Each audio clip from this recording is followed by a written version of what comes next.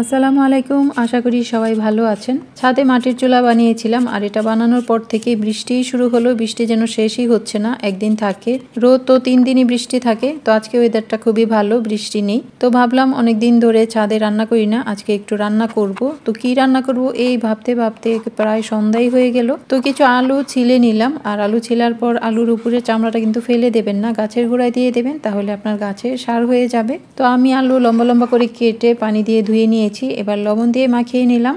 আর এদিকে দেখুন চুলায় আগুনও ধরে গেছে, আর বিকেলটা খুবই শান্ত, কম বাতাস থাকার কারণে আগুনটাও খুব সুন্দরভাবে জ্বলে গেছে। প্রায় সন্ধ্যা হয়ে এলো, আলোটা একেবারে কমে গেছে, হালকা বাতাসও আছে, বেশ সুন্দর ওয়েদার। তো আমরা এখন আলুটা ভেজে নেব।